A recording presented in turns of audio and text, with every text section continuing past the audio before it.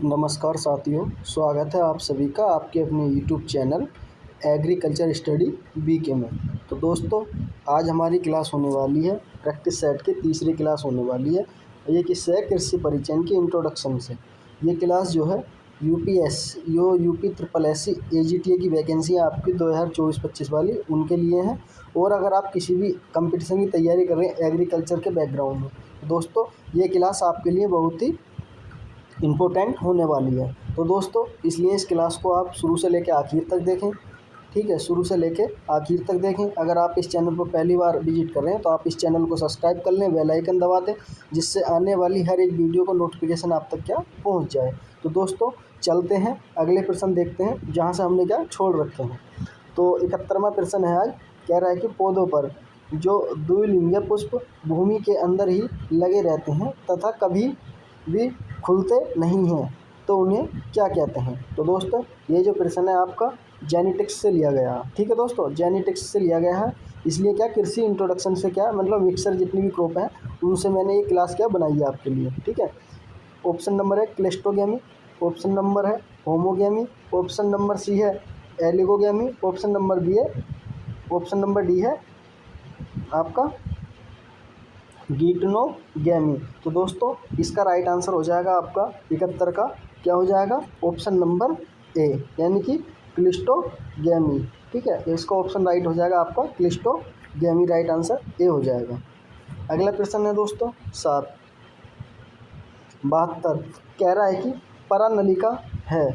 Option number है cellulose plus pectin, option number B pectin की, option number 2 protein की, option number D वसा की। तो दोस्तों, इसका राइट आंसर हो जाएगा आपका ए, यानी कि किसकी है? सेलुलोज प्लस पैक्टिन की। ठीक है दोस्तों, सेलुलोज प्लस पैक्टिन की। उसके बाद अगला प्रश्न है। तो दोस्तों, इस वीडियो के अंदर हम 35 क्या प्रश्न देखने वाले हैं। ठीक है, उसके बाद अगला है भिंडी में पर परागण का कारण है। ऑप्शन नंबर है उर्वरता, ऑप्शन नंबर 2 स्वयंबद्धता, ऑप्शन नंबर 3 प्रगुणता, ऑप्शन नंबर डी हरकोगेमी। तो दोस्तों, इसका राइट आंसर हो जाएगा आपका 73 का ऑप्शन नंबर ए, यानी कि पूर्णबद्धता। Option number A right answer हो जाएगा। अगला प्रश्न है दोस्तों 74, कह रहा है कि मक्का में परागण और निषेचन के बीच का समय है। जो परागण और निषेचन है वो उनके बीच का समय है कितना होता है? ऑप्शन नंबर 24 घंटे का, ऑप्शन नंबर बी 1 घंटे का, ऑप्शन नंबर सी 48 घंटे का, ऑप्शन नंबर डी 72 घंटे का। तो दोस्तों, इसका आंसर हो जाएगा आपका ऑप्शन नंबर ए, यानी कि 24 घंटे का। दोस्तों, आप मुझे कमेंट में बताते चलें कि आप हाथों हाथ में कमेंट में बताते चलें अपने प्रश्नों के आंसर। ठीक है दोस्तों, और लास्ट में बताना कमेंट में ज़रूर करके कि आपने कितने प्रश्न राइट करे, कितना तैयारी थी आपकी। ठीक है दोस्तों, अगर आपको PDF चाहिए तो इस नंबर पर कॉल करें 95 28 63 90 99। ठीक है, इस पर आप क्या मैसेज करें और इस PDF को पा सकते हैं। ठीक, उसके बाद अगला प्रश्न है 75, कह रहा है कि सरस फलों के जो होते हैं फलों के मध्य में जो मसल्स और गूदेदार भाग कहलाता है। सरस और फल वाले होते हैं, सरस फल जो होते हैं उनके बीच में क्या है? मसल्स और क्या गूदेदार वाले फल है, उस भाग को क्या कहते हैं? ऑप्शन नंबर ए मीजोकार्प कहते हैं, ऑप्शन नंबर 2 एंडोकार्प कहते हैं, ऑप्शन नंबर सी एपिकार्प कहते हैं, ऑप्शन नंबर डी पेरिकार्प कहते हैं। तो दोस्तों, इसका राइट आंसर हो जाएगा आपका ए, मीजोकार्प क्या बोला जाता है। Option number A right answer हो जाएगा। अगला प्रश्न है दोस्तों 76, कह रहा है कि जीवन की नियमितता के अनुसार नियमितता के लिए क्या आवश्यक है? ऑप्शन नंबर है वायु, ऑप्शन नंबर बी खनिज, ऑप्शन नंबर सी खाद, ऑप्शन नंबर डी जल। तो दोस्तों, 76 का राइट आंसर हो जाएगा ऑप्शन नंबर डी, यानी कि जल। जीवन के लिए क्या है? नियमित रूप से किस लिए क्या आवश्यक है? जल का होना जरूरी है। ठीक, ऑप्शन नंबर 72, कह रहा है कि जो मुकुलन है उसके द्वारा प्रजनन होता है। ऑप्शन नंबर ए घास का, ऑप्शन नंबर बी मक्का का, ऑप्शन नंबर सी शैवाल का, ऑप्शन नंबर डी ईस्ट का। तो दोस्तों, 77 का राइट आंसर हो जाएगा आपका क्या हो जाएगा? ऑप्शन नंबर डी यानी कि ईस्ट का। ठीक है दोस्तों, ईस्ट क्या है? एक फंगस है। ये आपको मैं बता दूँ, ये क्या है? एक फंगस है। उसके बाद अगला प्रश्न है 78। क्या है? 78 कह रहा है कि किसके साथ कैब चक्र का आरंभ होता है? ऑप्शन नंबर ए पायरुविक अम्ल के साथ, ऑप्शन नंबर बी HCl के साथ, ऑप्शन नंबर सी साइट्रिक अम्ल के साथ, ऑप्शन नंबर डी उपयुक्त में से कोई नहीं। तो दोस्तों इसका राइट आंसर हो जाएगा आपका ए यानी कि पायरुविक अम्ल है उसके साथ क्या क्रैब चक्र का आरंभ होता है। Option number A right answer हो जाएगा। अगला प्रश्न है दोस्तों,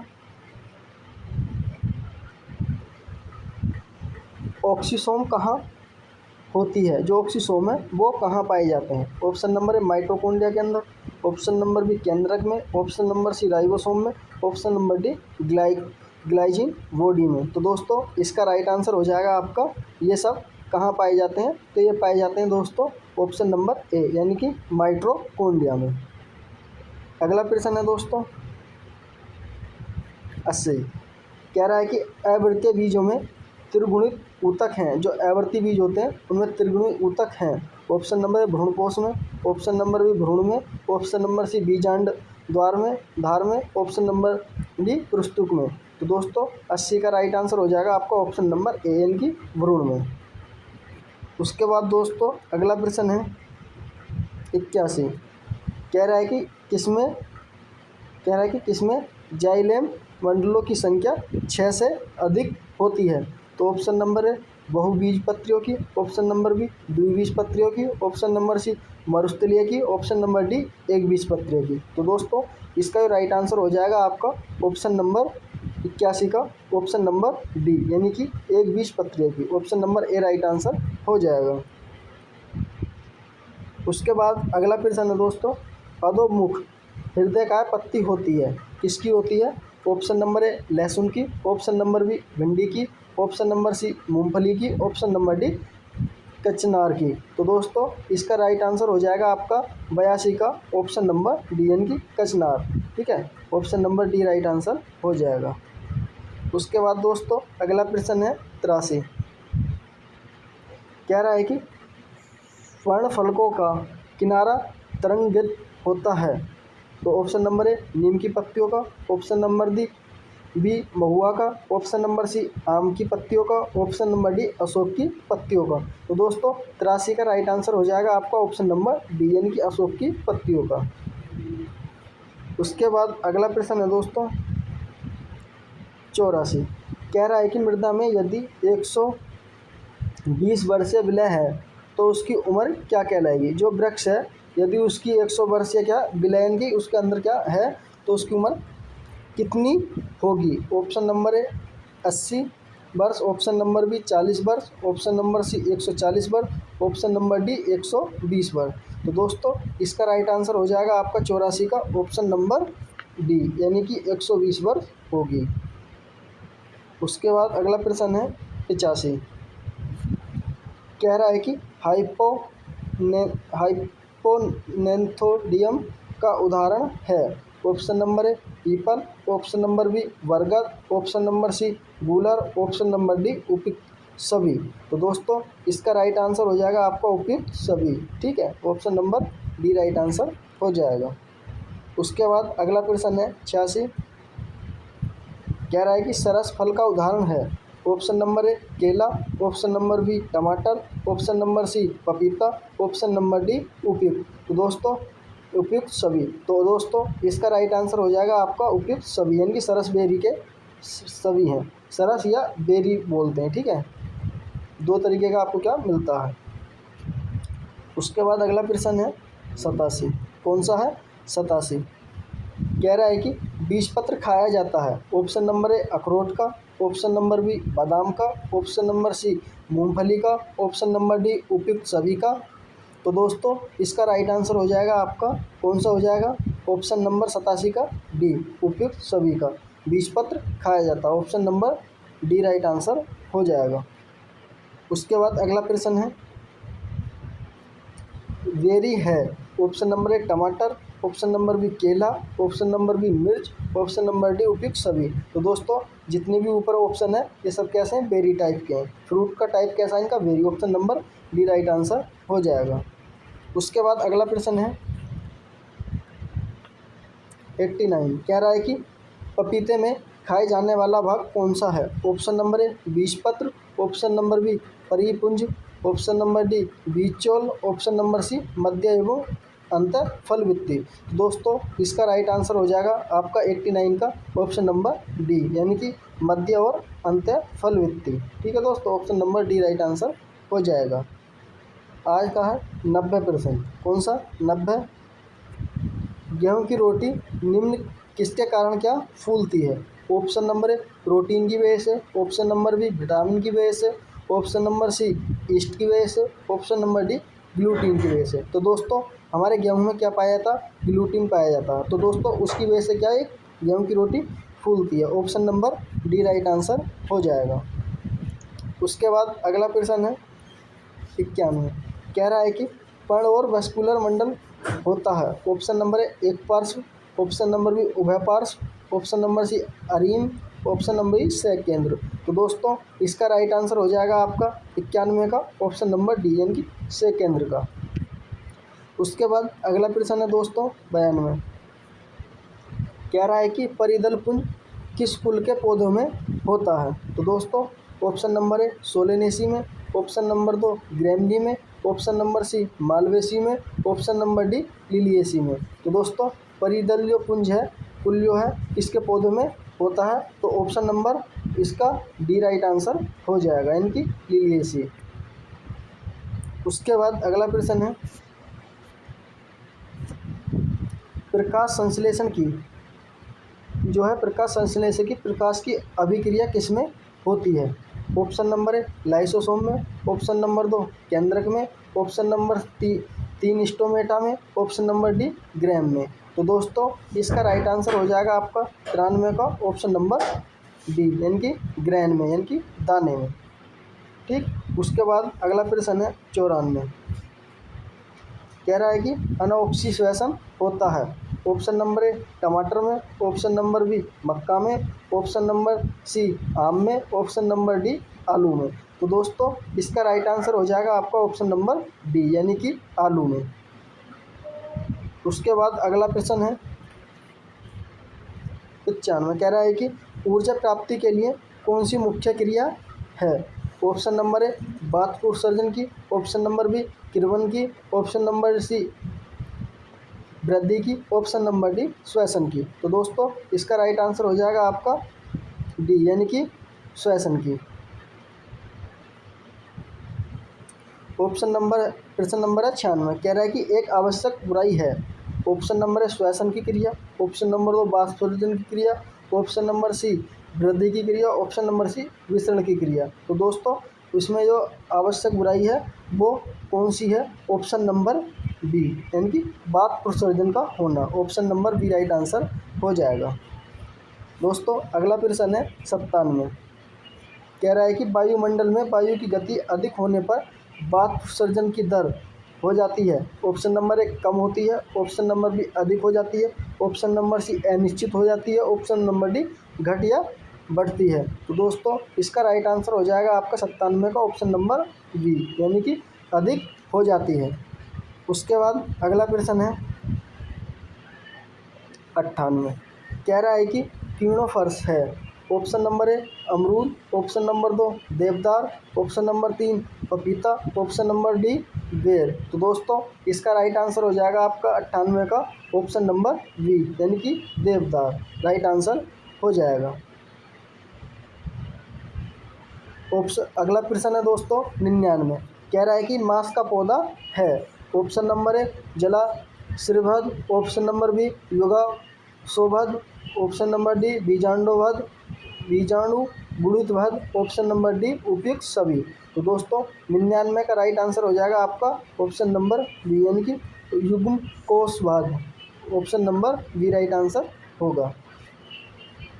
उसके बाद अगला प्रश्न है 100, सबसे सरल व सूक्ष्म जीव है। ऑप्शन नंबर ए जीवाणु, ऑप्शन नंबर बी विषाणु, ऑप्शन नंबर सी शैवाल, ऑप्शन नंबर डी कवक। तो दोस्तों 100 का ये राइट आंसर हो जाएगा आपका ऑप्शन नंबर बी, यानी कि विषाणु, वायरस। उसके बाद अगला प्रश्न है दोस्तों 101। कौन सा है? 101। तो दोस्तों आप इस वीडियो को एक बार ज़रूर शेयर करें, अपने दोस्तों तक ज़्यादा से ज़्यादा शेयर कर दें, ठीक है, जिससे क्या है और भी लोग जुड़ सकें। अगला प्रश्न है दोस्तों 101, कह रहा है कि मोलिक्यूल जो क्या है, सॉरी मूलांकुर जो होगा, ठीक है, किसके द्वारा किसके द्वारा से बीज के बाहर आता है? ऑप्शन नंबर ए बीज का जो आवरण है उससे, ऑप्शन नंबर बी बीज का जो द्वार है उससे, ऑप्शन नंबर 3 बीज चोल से, ऑप्शन नंबर डी बीजांड वृत्त से। तो दोस्तों इसका राइट आंसर हो जाएगा आपका 101 का ऑप्शन नंबर कौन सा हो जाएगा?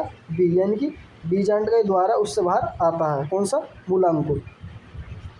उसके बाद अगला प्रश्न है 102, कह रहा है कि बीज आवरण का बाहरी भाग क्या है? ऑप्शन नंबर ए बीजांड वृत्त, ऑप्शन नंबर बी बीज चोल, ऑप्शन नंबर सी बीज वृत्त, ऑप्शन नंबर डी टैगमन। तो दोस्तों इसका राइट आंसर हो जाएगा आपका 102 का ऑप्शन नंबर बी, ठीक है, यानी कि बीज चोल, option number B right answer हो जाएगा। अगला प्रश्न है दोस्तों 103,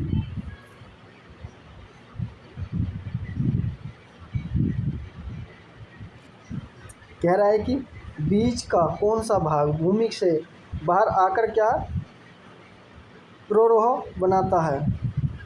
प्रोरोह बनाता है। ऑप्शन नंबर मूलांकुर, ऑप्शन नंबर बी प्रांकुर, ऑप्शन नंबर सी अक्षय, ऑप्शन नंबर डी टैगमन। तो दोस्तों इसका राइट आंसर हो जाएगा आपका 103 का ऑप्शन नंबर बी, यानी कि प्रांकुर।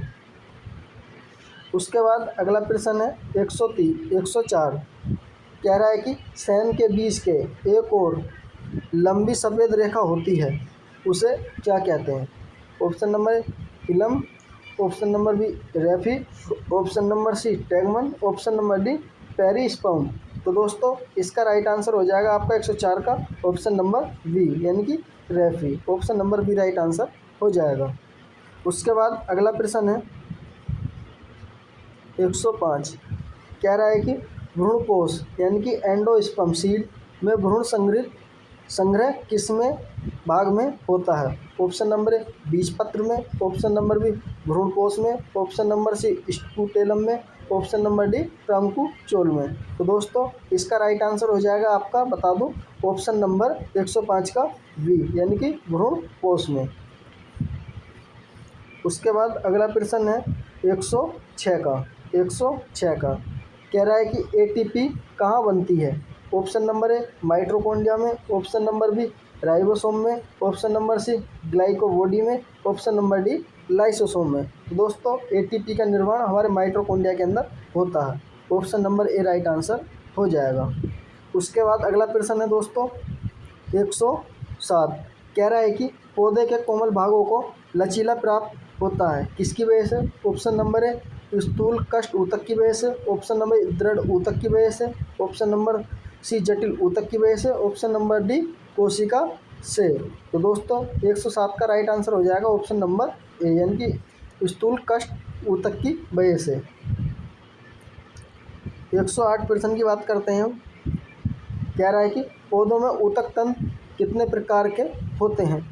ऑप्शन नंबर ए 3 प्रकार के, ऑप्शन नंबर बी 6 प्रकार के, ऑप्शन नंबर डी 2 प्रकार के, ऑप्शन नंबर डी 5 प्रकार के। तो दोस्तों इसका राइट आंसर हो जाएगा आपका 108 का ऑप्शन नंबर ए, यानी कि 3 प्रकार के।